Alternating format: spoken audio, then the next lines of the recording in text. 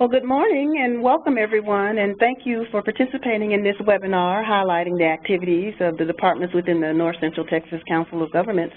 We are so happy to have all of you join us this morning. My name is Lucille Johnson, and I am the assistant to the Executive Director, Mike Eastland. I will be moderating today's webinar. The purpose of the webinar is to provide a brief overview of major activities underway at COG and to provide information on how to get involved in our programs and committees. We will feature briefings from 6 of our 11 teams, and we'll leave time for questions once all the presentations have concluded. So please submit your questions through the chat box at the bottom of the WebEx screen during the webinar, and we will answer as many as time permits. This year, COG is celebrating its 50th anniversary, and we've created an anniversary website highlighting activities and events that have occurred in our 50-year history.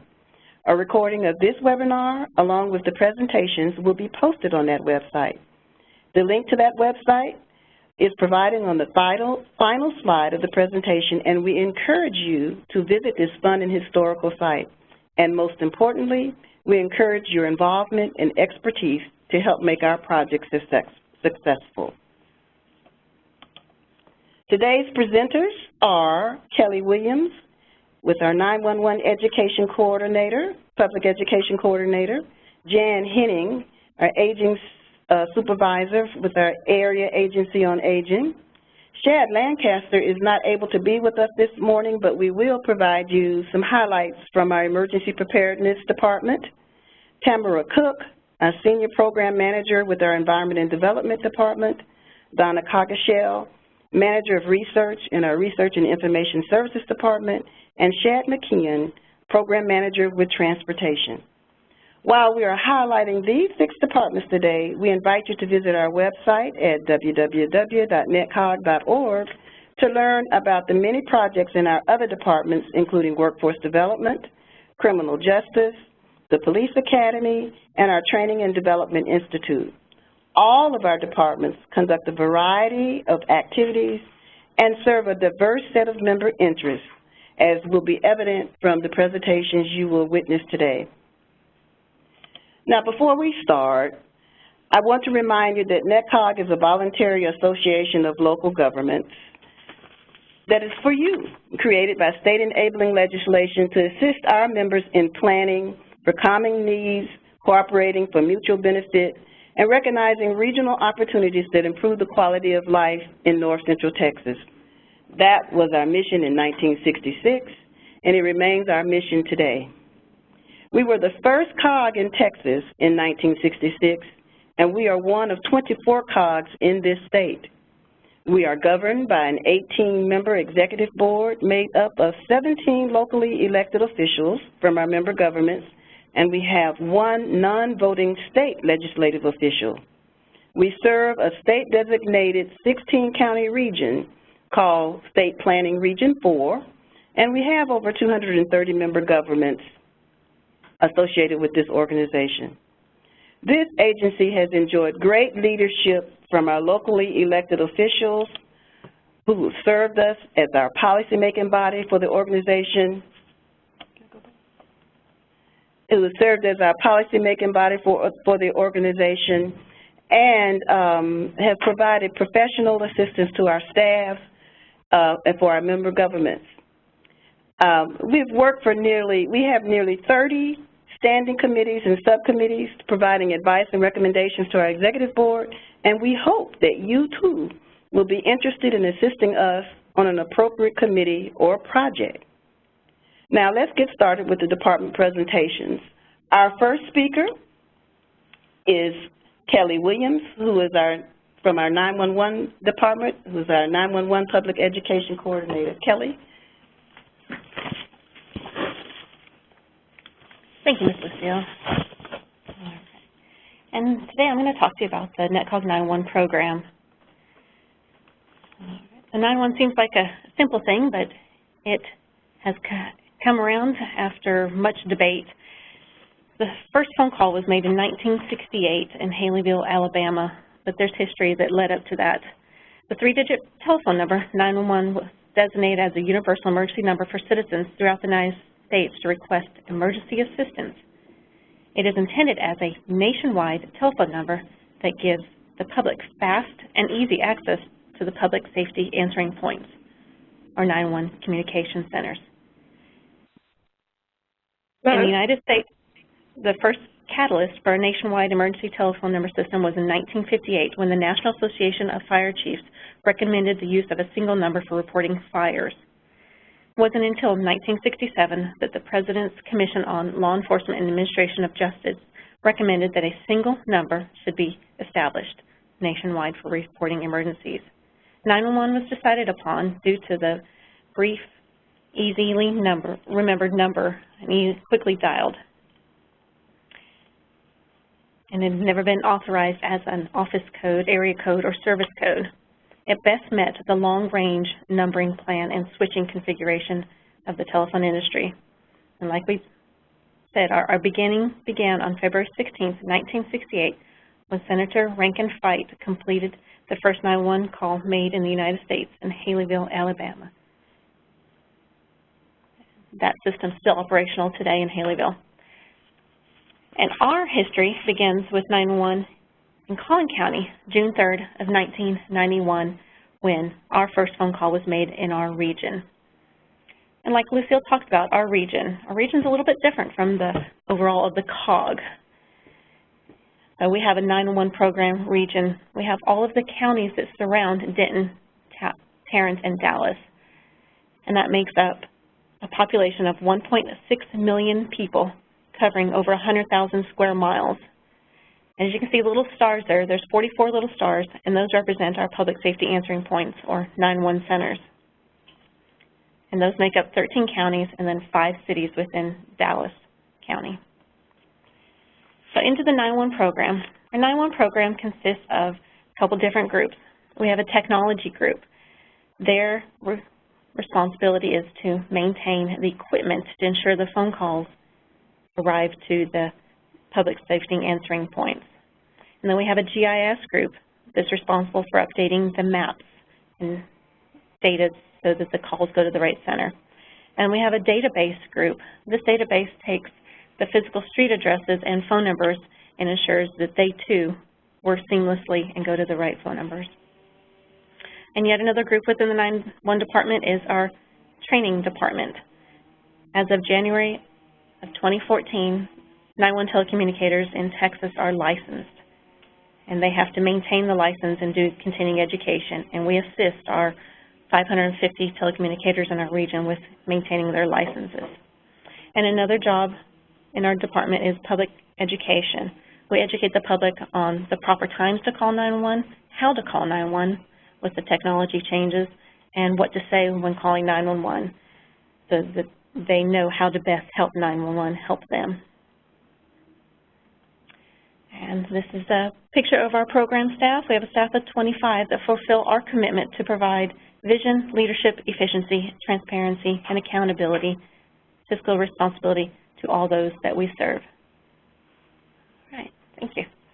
Thank you, Kelly. Our next presenter is coming forward, and that's going to be Jan Henning. Good morning, everyone. I'm Jan Henning. I'm so glad to be with you this morning. Just like the 911 programs and services, we consider the programs available to older individuals to be absolutely essential to provide benefits and services and also to serve as an educational role with the public. You know, when you think about it, some of you listening in may be younger, some of you may be a little farther along in your careers, but we all know somebody who's older. And guess what? We're all getting older every second that goes by. So knowing about programs and services that are available to older adults is something that's really helpful information to have, because you never know when you're going to be next to somebody in the supermarket line or at the pharmacy counter or whatever, and there might be some good information that you have that you can pass along to other individuals. All right, so we are the North Central Texas Area Agency on Aging, and our stated mission is to help plan and develop a comprehensive and coordinated system of services. Just going back into history a little bit, before 1965 at the federal level, there were various programs and services that helped or provided services to older adults in some form or fashion, but in 1965 those all came together through the Older Americans Act and to serve designated populations, and those would be persons age 60 and older and their family caregivers. So for the Area Agency on Aging, we have the 14-county service area. We're very fortunate here in North Central Texas to have 3 area agencies on aging. So one would be for residents of Dallas County, one for residents of Tarrant County, and then our service area, North Central Texas, is the other 14. We also have expanded over the years and have received other grant funding to provide services to other identified populations, and I'll go into that in a few minutes when we see another one of the overheads. But our direct services and indirect services that we provide are generally through grant funding at the federal level, which is often then passed through to the state level and then to us as a region. So those funding streams are very important to us as the administrators, so to speak, of the programs. And of course, they're very important to the end user, the local resident who benefits from the services we can provide. So you may be wondering already, well, you know, aging, I don't really know, I'm not too sure about this, but I'm kind of interested in it. Are there some opportunities? And so yes, there are several opportunities for you. And one would be to participate on one of our advisory committees. We have several of those. With one, the Area Agency on Aging, the representation is according to your geographical residence, and that has a 2-year term of service. Our other advisory committee is really related to subject matter interest or expertise. So, and we can provide you more information about that. My contact information is at the end of the entire presentation. Another major opportunity that we have is volunteering to work with local residents.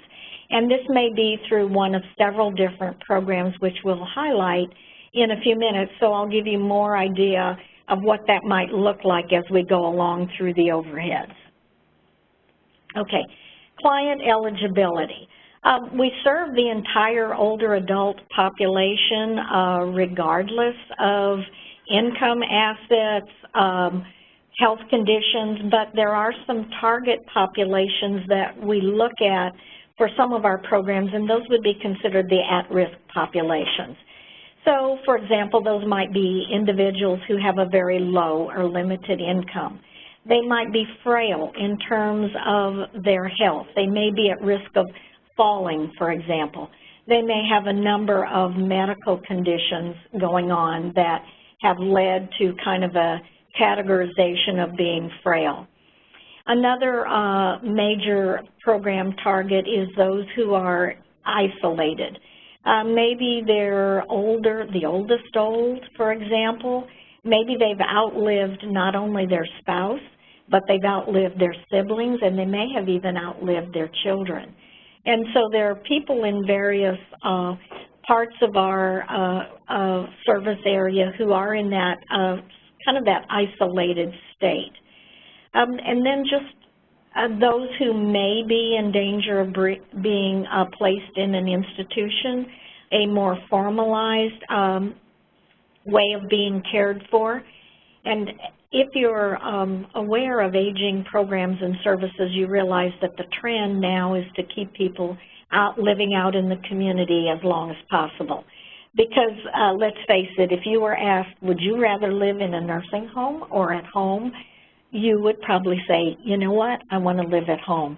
I know where I can work in my flower garden, I can say hi to my neighbors, I'm familiar with everything. I know the cars that go down the street at certain times because I sit on my porch and watch. Those things that are very familiar to us as we travel through our lifetime are things that we want to maintain even as we get older. All right, so some of our different services are benefits counseling, care coordination, and caregiver support. The Ombudsman program, we have a very important role in providing nutritional services to people through group settings, and those are mainly at senior centers, as well as the home-delivered meals. And then transportation, which again is very vital, and information referral and assistance. So let's look at benefits counseling for a few minutes. This is open to the wider population of individuals age 60 and older and their caregivers. So with that role, we're providing information and referral to people, and that can be related to Medicare, Medicaid, or other insurance benefits. Medicare and Medicaid would be examples of public benefits. Privately funded benefits would be things like long-term care insurance, Medigap policies, etc. We also provide information to individuals about various consumer issues. Those might be fraud and abuse, consumer rights. We want individuals to know what their rights are in terms of benefits that they might be eligible for. In the area of fraud and abuse, there's an entire program called Senior Medicare Patrol that seeks to inform individuals about potential fraud, scams, things like that, which are running rampant among our population. So it's good to be informed about those things. Through our benefits counseling program, we provide in-person walk-in assistance at various on-site locations. The majority of our benefits counseling is provided through telephone, and we have a phone number that's published in the Medicare and You booklet, which goes out to Medicare beneficiaries every year. So we provide that counseling just one-on-one by voice or in-person contact. We also help people with their paperwork related to applications and appeals of different kinds when benefits are being denied or they're being terminated. Another important role that we serve is education. So we're out in the community doing various presentations related to Medicare, and especially during this time of year, Medicare open enrollment is a very important process that's going on right now. With benefits counseling, we have a volunteer program, so we provide that training and certification so that volunteers can help us extend our capabilities as staff. Care coordination and caregiver support, these are programs that are really targeted to the people that are more frail, and it identifies client needs. We have a caseworker who screens clients and then arranges for temporary services in the home, and you can see the services that we're able to provide. Those are, again, basically on a temporary program, with the idea being that if a person has ongoing needs, that they will make a connection with state-based programs later on.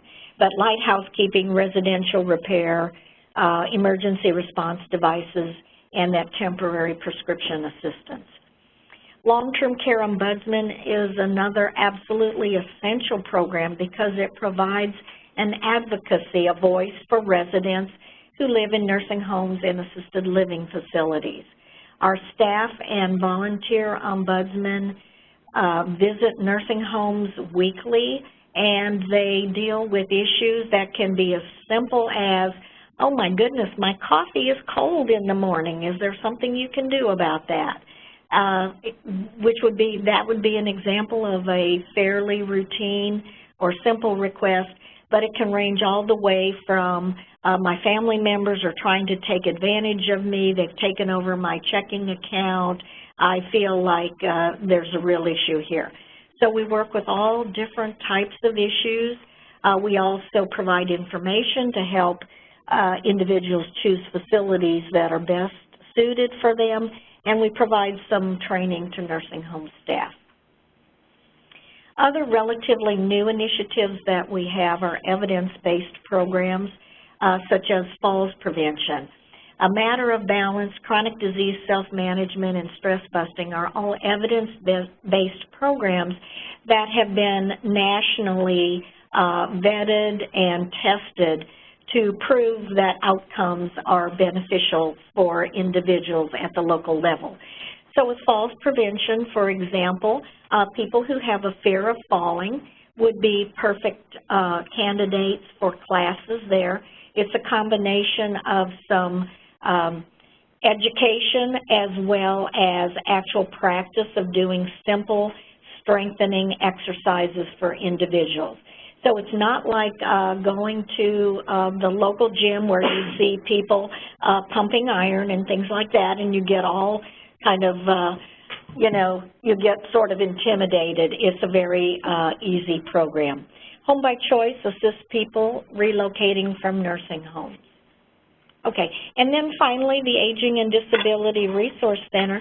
This is one of our newer programs, and if you jump down to the bottom point there, you'll see that instead of focusing on people age 60 and older, these services are available to people of all ages with all income levels. And so the goal here is to help not only older adults, but people with disabilities and their caregivers to access supports that help them live independently, again, in the community. Thank you very much for your attention. Thank you, Jan. Our next department that we're going to talk about very briefly is our Emergency Preparedness Department. They have just finished what we call the Big X exercise, and that is one of the reasons that our presenter that was scheduled to be with us today is not here. They're wrapping up all the activities that were associated with that particular exercise. And what the Big X exercise is the coming together of just all of our first responders in the region to kind of look at and see what kind of emergency training skills we have in place and what we need to do to be prepared for disasters, whether they're man-made disasters or whether they are natural disasters.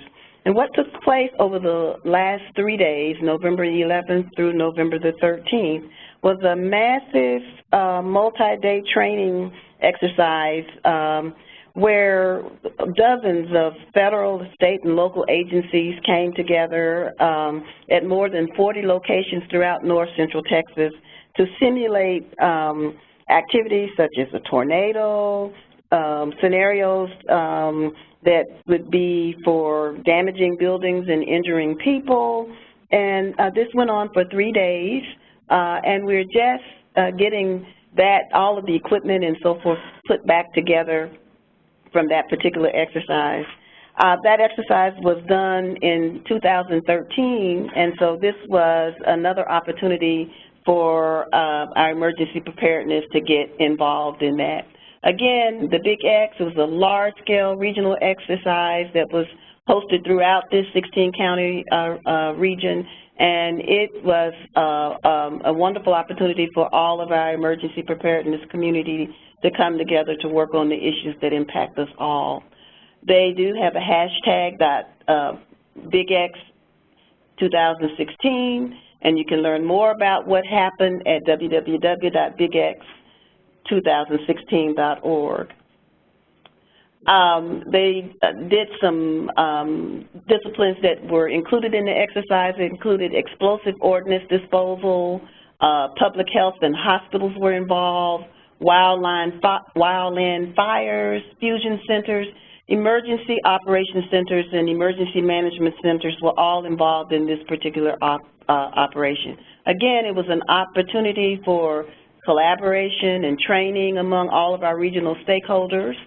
Our Emergency Preparedness Department looks at how we can share information and how we can make this region stronger in the event of natural disasters. And when we have an exercise like this, we all win in determining where we are with our training and our planning, and what kind of funding we may need to be focusing on for the future to assist our region and to help it to be a better place for our citizens. With that, we're going to turn it over to Tamara Cook, who is our Senior Program Manager in our Environment and Development Department. And as Tamara is coming, I want to again remind you that if you have any questions, we would ask you to put that in the WebEx box located at the bottom of the screen. Tamara. Thank you, Lucille. Good morning, everyone. I'll give you an overview of several major activities currently going on in the Environment and Development Department and some resources available to you as our members and local governments in our region.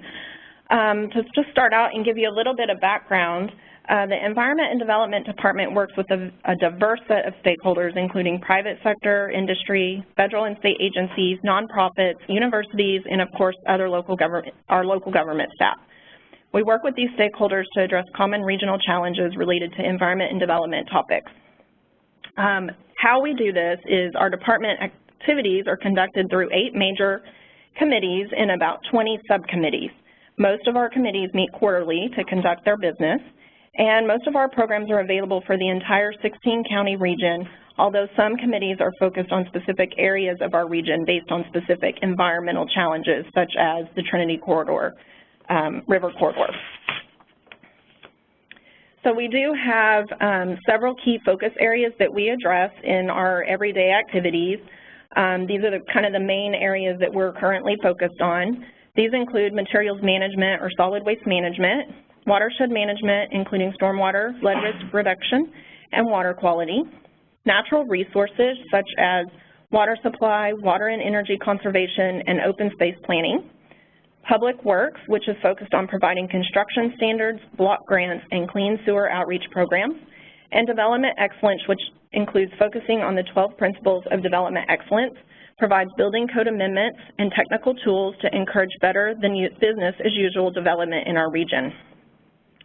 I'll provide a high-level overview of the major activities currently underway, upcoming focus areas for next year, and key resources available to your local government for each of these major focus areas. I have included active hyperlinks on many of these slides to take you directly to the websites associated with each topic area so that you can follow up later, since I won't be able to go into a lot of detail on each of these.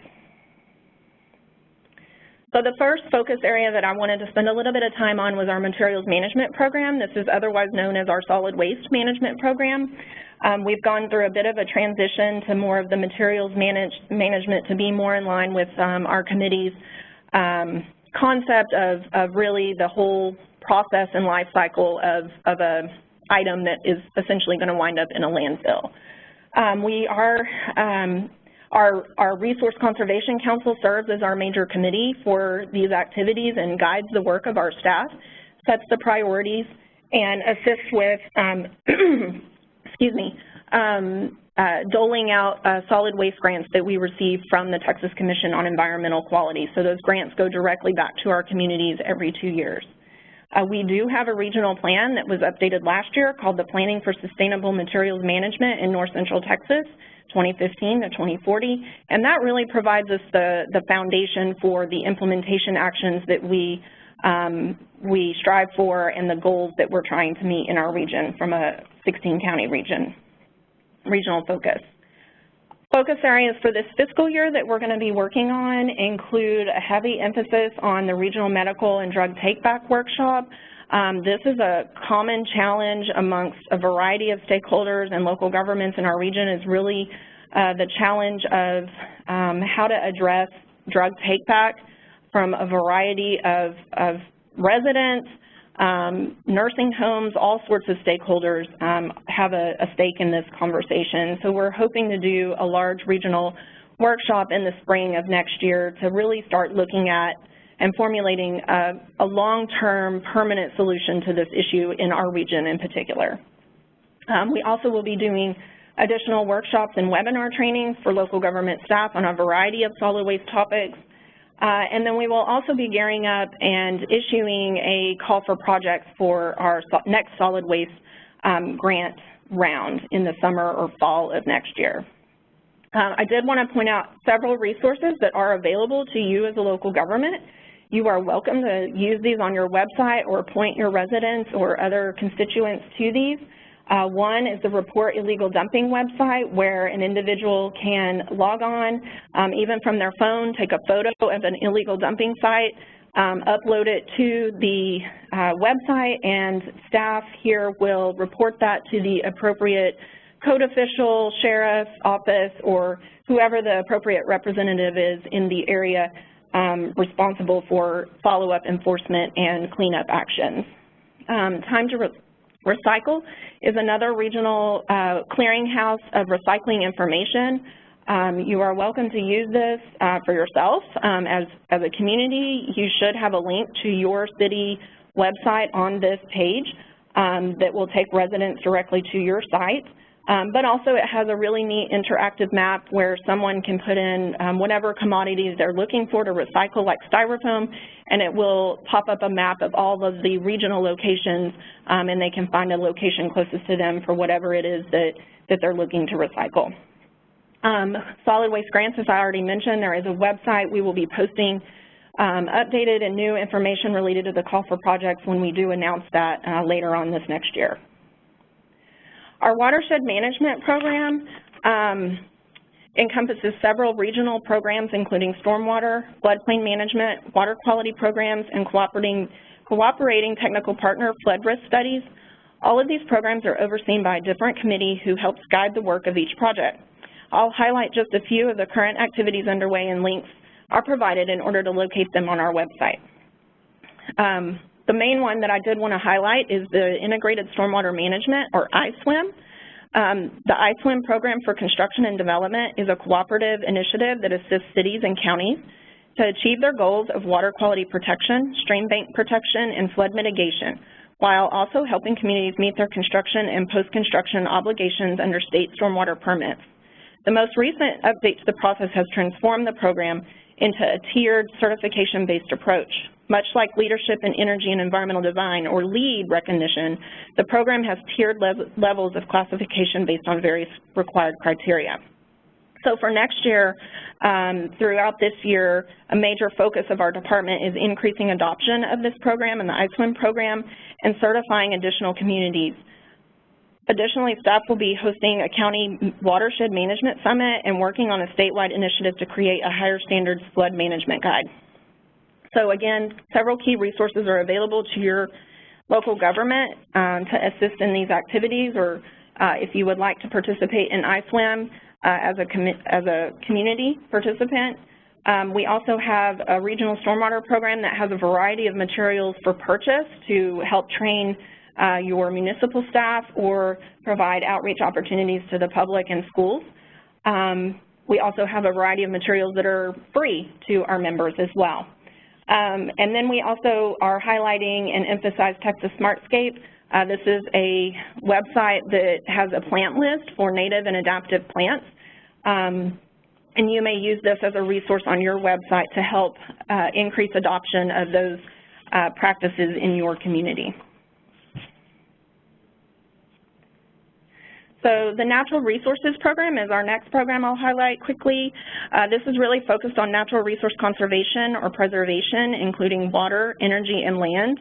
We produce a variety of reports to support these efforts, including the Water Quality Management Plan that highlights many of the water quality initiatives going on in our region. We've also worked hard over the last year on an effort called Go Solar Texas to provide resources for local governments, school districts, municipal-owned utilities, and residents to expand access to solar energy systems.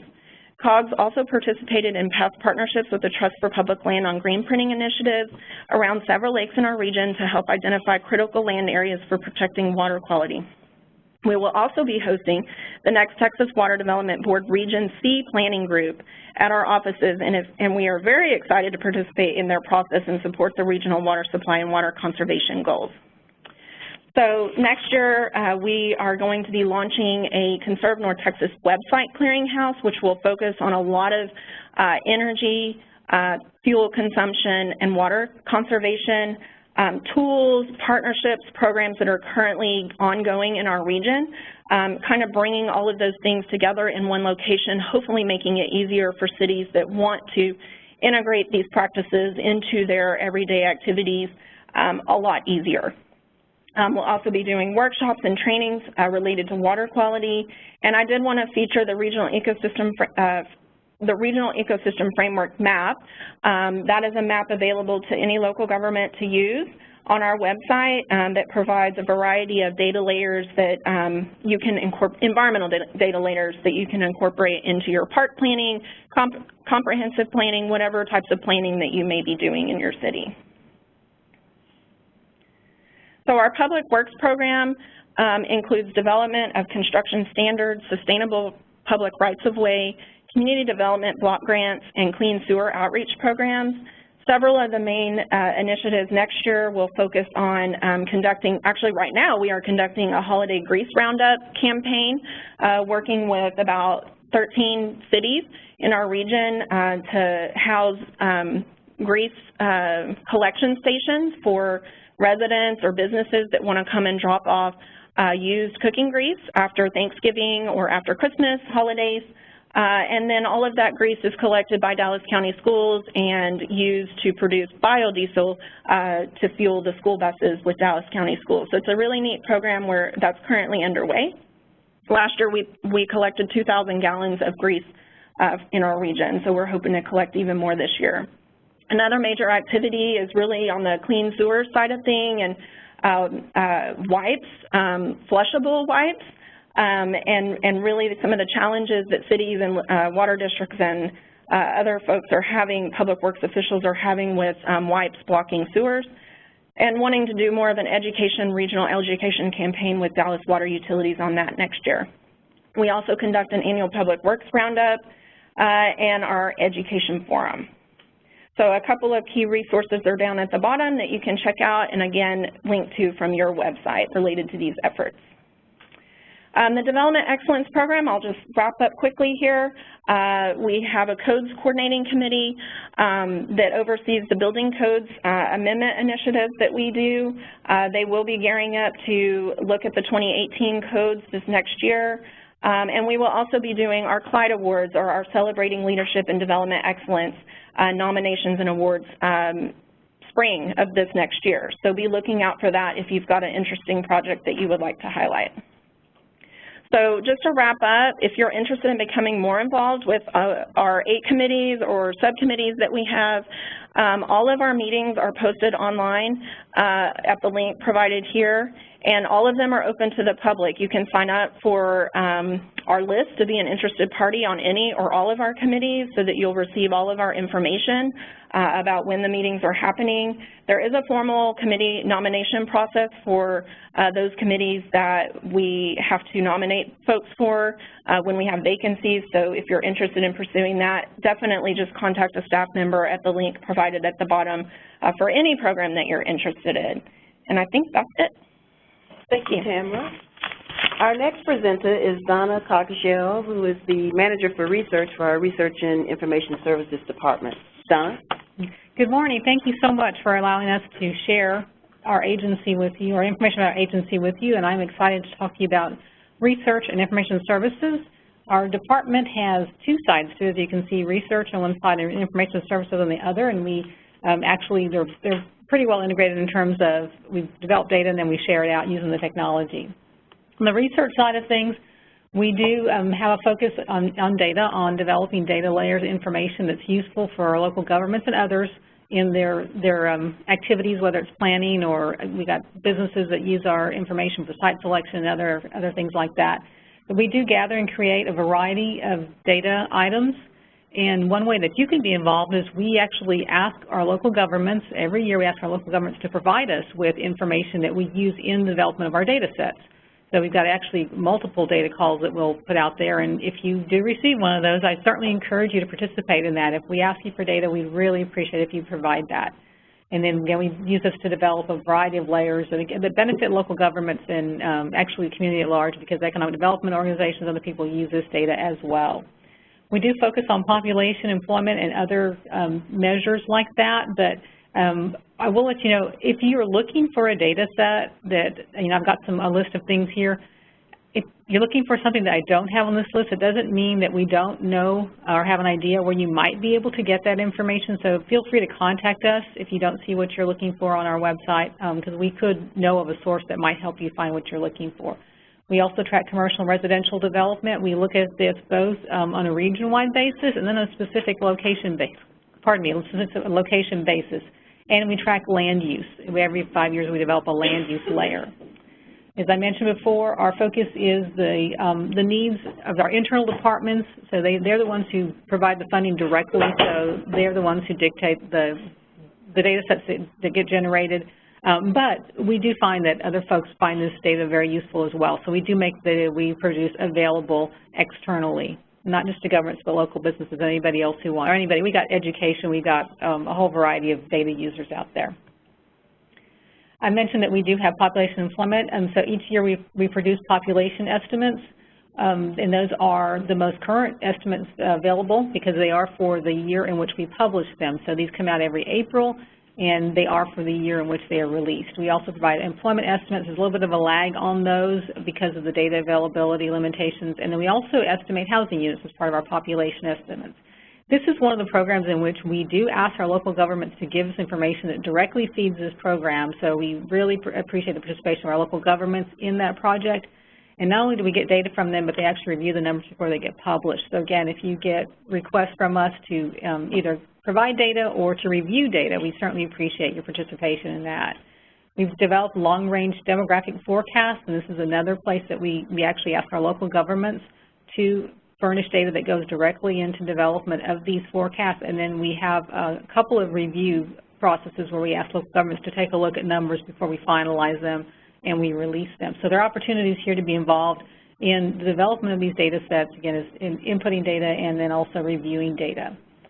We do monitor development, as I already mentioned that. The features is actually a little bit larger data set than the developments. Developments is specific to structure sizes, so we have a threshold of 80,000 square feet. So if a building is 80,000 square feet, we track that. But features actually is a larger set of data because we track things that don't have a size threshold, things like alternate fuel stations, we've got cemeteries, we've got police stations, fire stations, schools.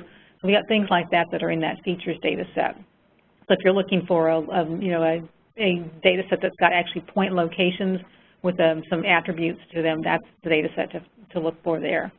We also have just recently released a data set of residential subdivisions, and so we're very excited about that. We've got subdivisions that have, for residential, for multifamily, single family, and then mobile home developments. We've got information, the attributes related to those are the number of lots and then what the status is in terms of whether it's completed, if all the lots are filled, or if it's still being built out. We've got an indicator on that, and then we also indicate the source for that information as well. So we're really excited about that. That's a new layer that we've just released. And I keep using the word layer. So a lot of these data sets are actually available as a spatial data layer that can be used in a geographic information system. So we do have tabular data like census data, but then we also have other layers that you can join them to use this information in a geographic information system. On the information services side, we are the internal service provider for all the IT work. So we are responsible for agency purchasing of agency equipment and for developing and maintaining applications. We have an applications development team that will actually custom make applications if they're needed internally, and they actually help support even applications they didn't develop internally as well. And then they maintain the electronic data. So I've already talked about data quite a bit because that's one of the main things that we on the research side do. And there's a whole lot of infrastructure that has to be in place to make that data accessible. And so they are the ones who keep that going up with the database work and all the technology that's needed for us to be able to share that data externally as well. So that's the IT side of the things on the data side. They also are responsible for the one of our shared services program is the cooperative purchase of digital aerial imagery and it is associated products. So this is a a tremendous program that allows our local government, cities, and this is another area that you could definitely be involved.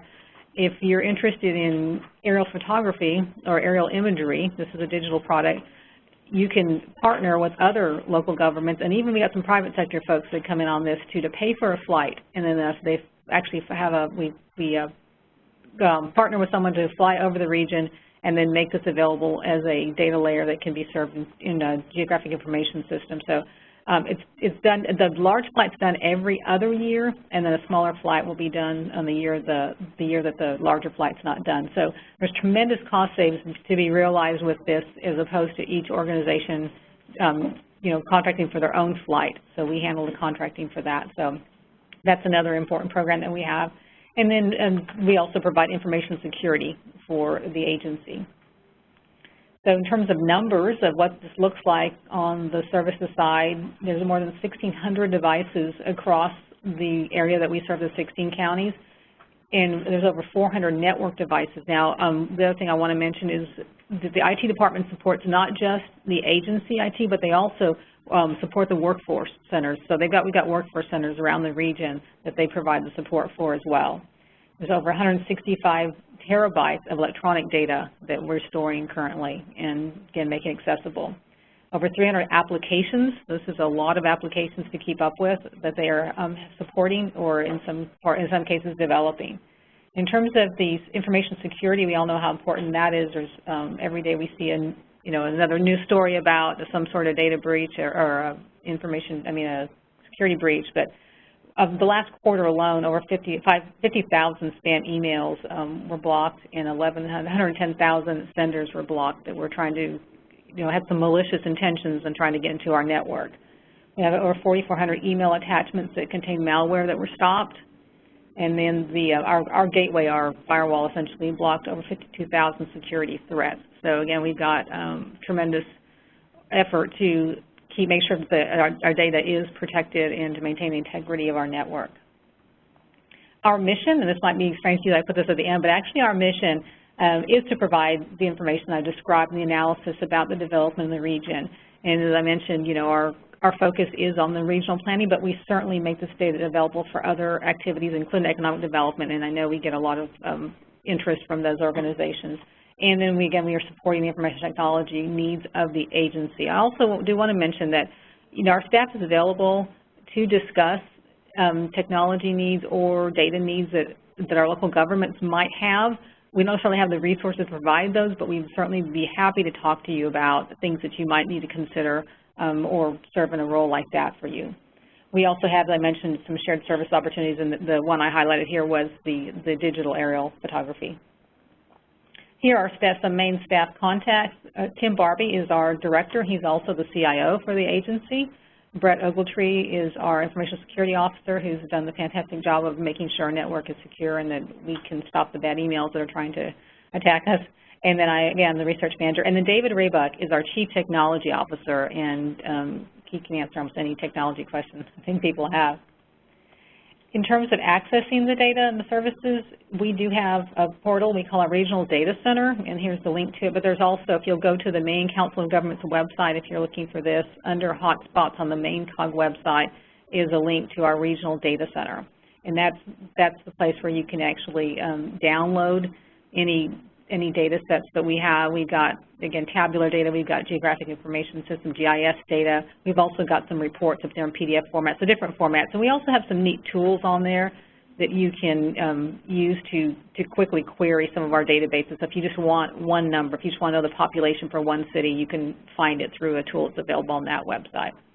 And then another system that we have that makes data easier to access is our DFW Maps. And through the DFW Maps portal, you can view some of the data layers that we have available. You can see the digital aerial imagery. You can purchase it there if you didn't participate in the flight. You can purchase it there. You can even just look at it if you want. You can see multiple years. That's fun to look at, several years of aerial imagery on that.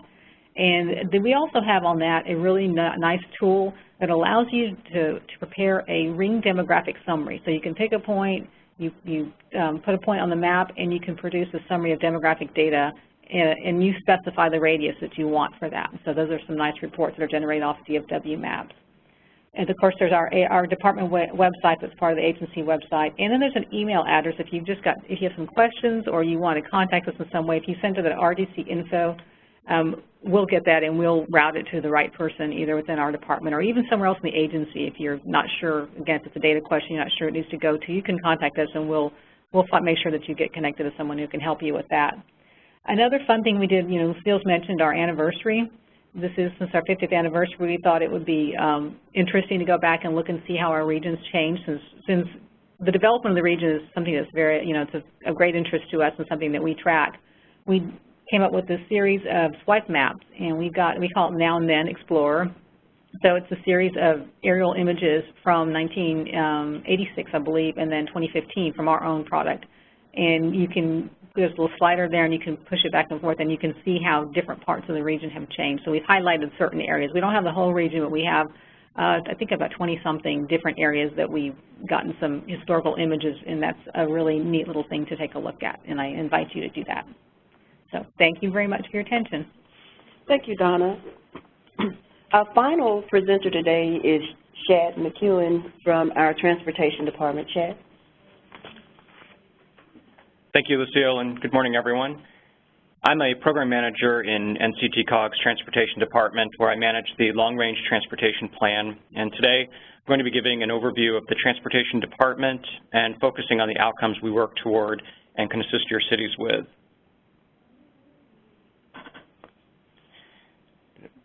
Okay. Just first looking at the big picture of the department. We provide data and technical assistance to local governments in the implementation of transportation projects in the 12-county North Central Texas region that's centered on Dallas-Fort Worth, which is our metropolitan planning area. We look at the regional level of transportation needs in this planning area and identify long-range multimodal transportation needs and solutions.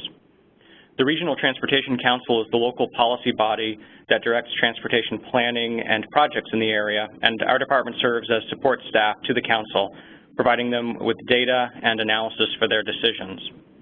We work with our partners to fund transportation projects, which include the Texas Department of Transportation, Dallas Area Rapid Transit, the Fort Worth Transportation Authority, North Texas Tollway Authority, and many others. And we lead efforts to bring the region into federal compliance for the pollutant ozone. Looking over some of our major initiatives and projects, we start with our Unified Planning Work Program, or UPWP. This is a federally required document which outlines specifically what the staff in our department will be working on. It's prepared every 2 years but can be updated if new projects come up that department staff will need to be involved in.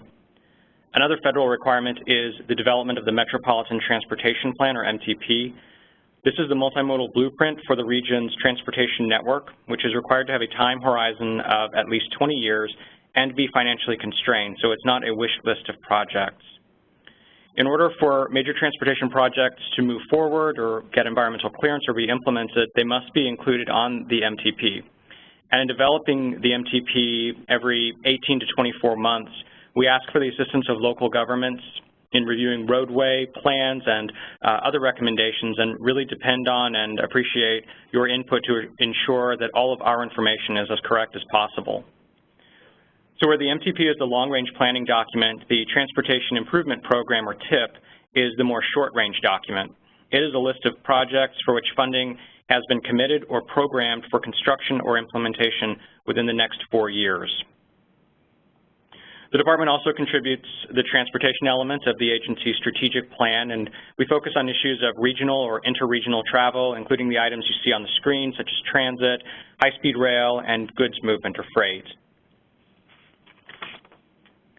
Continuing on the major initiatives and projects, as I noted earlier, we work on efforts to bring the region into compliance with federal standards for the pollutant ozone. One way we do this is by developing programs to help local governments fund air quality related projects, for instance, signal retimings or funding for cleaner fleets. Our environmental streamlining efforts include shepherding projects through the environmental clearance phase of their studies, and then working with partners to get projects implemented by identifying any potential barriers which may slow implementation, and by communicating with everyone who's working on project development. And where environmental streamlining seeks to bridge the gap at the end of a study before construction, the Regional Ecosystem Framework is a new tool we've developed which can be especially useful in the early analysis of potential projects. The REF maps environmental information such as flood zones and wetlands and helps to identify resources that you may want to avoid in project planning or which you may have to mitigate for later. The Transportation Department also coordinates roadway and transit projects throughout the planning area.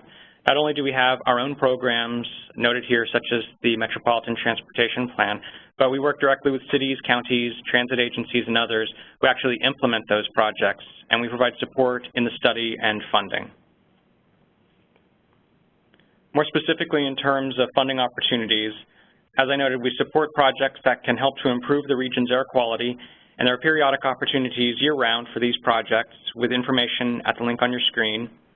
For roadway projects, our Transportation Improvement Program team facilitates a one-stop shop that you can access to help determine eligible funding for projects you are considering, for instance, providing information on available state or federal funding and any local match that may be required. And we also plan to have that information available online soon. For transit projects, opportunities for funding can be found at the link on your screen. Funding sources that we administer are dedicated specifically to transit and generally available for existing transit providers. In addition to these annual sources of funding that we distribute, there are also periodic funding opportunities for programs to serve low-income individuals for employment or seniors and individuals with disabilities. And also there is direct involvement of NCTCOG staff through technical assistance. In this case, your city would submit planning ideas, for instance, for a thoroughfare plan or individual corridor study or analysis, where NCTCOG technical staff assistance might be needed. We then coordinate with cities and counties that express interest in this program and can provide data to support your efforts if you're leading the study or working with a consultant, or you can contribute staff time as well, depending on the situation. Submittals of these ideas are requested in the February to March time frame of odd-numbered years. We have many ways for you to become involved in the regional transportation planning efforts. As I noted before, the Regional Transportation Council is our policy-making board of elected and appointed officials. They typically meet on the second Thursday of every month, but check our website to ensure the exact day and times that sometimes moves. The meetings here at COG are open to everyone, and they are also live-streamed at nctcog.org/video. We host public meetings and online input opportunities throughout the year, which you are also welcome to attend. Typically, when we have public meetings, they are at locations throughout the region. Since the area, our 12-county planning area is so large, we try to have meetings in all parts of the region so as many people as possible can attend. These meetings, too, are recorded and available on our website. We have a number of specific committees and project-specific meetings, for example, focusing on particular modes such as aviation or bicycle pedestrian planning, and a calendar of those meetings is at the link on your screen. We maintain social media presence across all the platforms you see here, all with the account NCTCOG Trans, with our efforts most active on Facebook, Twitter, and YouTube. We also provide training for first responders and management in dealing with traffic incident management in order to improve the function and reliability of the roadway system for all users. And finally, we have contact information here for Michael Morris, our Transportation Department Director, again, myself, Chad McCowan, and Amanda Wilson, our Public Involvement Manager, as well as General Department contact information. Thank you. Thank you, Chad. We thank all of you for being with us today as we take you through 6 of our departments here at the Council of Governments, and we also want to invite all of you to our website, our www.netcog.org website, which will take you to all of the departments that we have here at the agency. And before we start answering any of the questions, we're so pleased to take any of the questions that you may have. We just really want to remind you that, again, NetCog is celebrating its 50th anniversary this year. And that's 50 years of success that is we can attribute to the work and that you guys have helped us to do here at this agency. And as we have tried to reiterate throughout this presentation, we encourage you to get involved in the work and efforts that we do here at the Council of Governments. At our website at www.netcog.org, There is an area where you can see all of the committees that we have here at the Council of Governments. Again, as I said earlier, there are some 40 committees and subcommittees that we have, and we need the professional expertise from you to help us on those committees as there are appropriate committees for you to serve on. Again, you can find that information at our website. And so now we will answer any questions that you may have.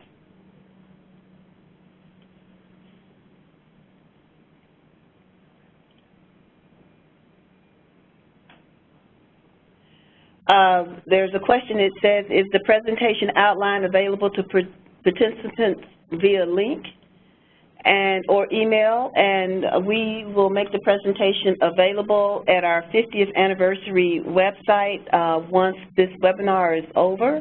Again, the recording of the presentation will be available, as well as the slides that you've seen here today. That will all be available after the webinar.